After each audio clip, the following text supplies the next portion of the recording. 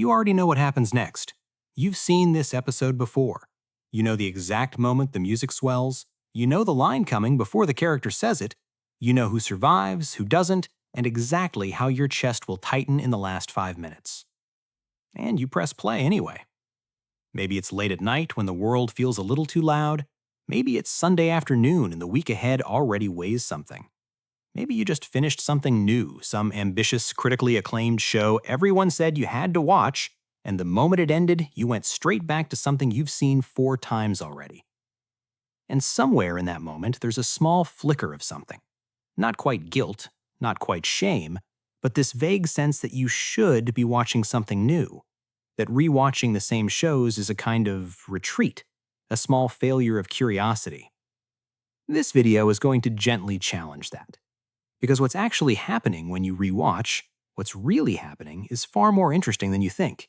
And it says something quiet and important about how your brain is trying to protect you.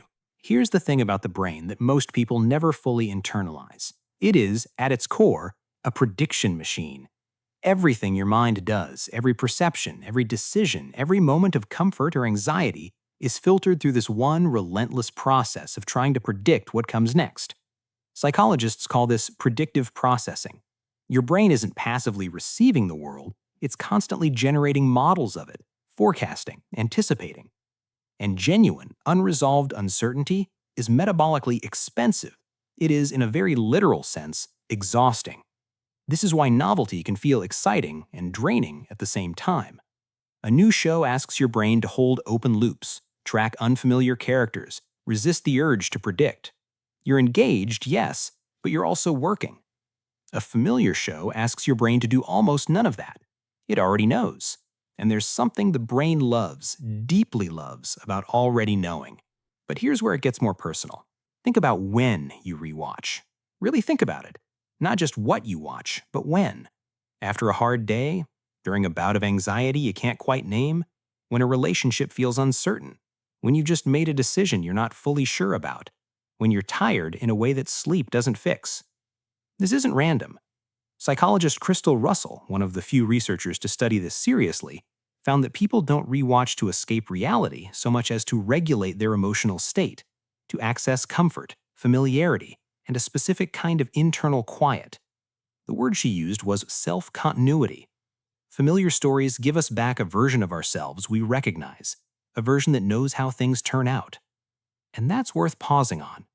Because when life feels genuinely uncertain, when you're waiting on something, or grieving something, or navigating something that has no clear answer yet, your inner world becomes a space of unresolved questions. And in that space, something in you reaches for a story where you already know the resolution, where the uncertainty has already been dissolved, where you can feel the relief of an ending you've already survived. It's not avoidance, it's regulation. There's a specific feeling that happens around the middle of a rewatch. It's not quite nostalgia, it's something subtler. It's the feeling of knowing exactly where you are. You're not lost in the plot, you're not anxious about who to trust or what's about to happen. You're fully present with the characters in a way you couldn't be the first time, when you were too busy watching for clues. And because you already know the arc, because you already know this character is going to make the right choice or the wrong one, or that this relationship is doomed, or that this friendship is going to matter, you experience it differently, more fully, with more texture. Psychologists call this phenomenon the spoiler paradox, the slightly counterintuitive research finding that knowing an ending doesn't diminish a story's emotional impact. It often deepens it, because you stop watching to find out what happens, and you start watching to feel what's already there. And this is where something shifts, because there's a question underneath all of this that no one really asks directly. Why do you need that kind of emotional safety in the first place? Not in a judgmental way, in a genuinely curious one. Because the people who rewatch most frequently aren't, as a general rule, people who are bored or lazy or incurious. They tend to be people who are carrying something. People navigating emotional overload or chronic low-level stress or a kind of sensitivity that makes novelty feel more work than it does for others. There's a concept in psychology called ego depletion, the idea that self-regulation is a resource that gets used up. By the end of the day, after all the decisions and conversations and social calibration and uncertainty management you've already done, your capacity to handle more open loops is genuinely diminished. It's not weakness, it's just how the system works. And the familiar show is, in a very real sense, a place to put the self down for a moment, to rest inside a world that doesn't need anything from you, that already has all the answers, that has already resolved every tension. That is not the behavior of someone who's given up on the world. That is the behavior of someone who's very, very good at listening to what they need. The deeper insight, the one that tends to land quietly rather than loudly, is this. The shows you return to aren't random. They're not just comfortable, they're usually specifically comfortable. There's something in them that resonates with a part of you you don't always have words for, a particular emotional register, a kind of character that handles the world the way you wish you could, or the way you recognize yourself in.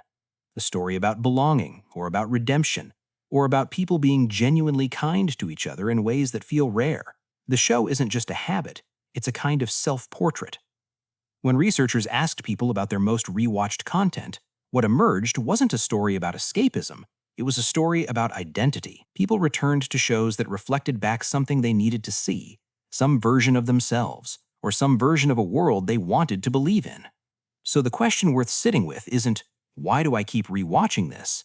The question is, what is this show giving me that I'm not always finding elsewhere? And that's not a rhetorical question. It might be permission to be uncertain. It might be evidence that things resolve.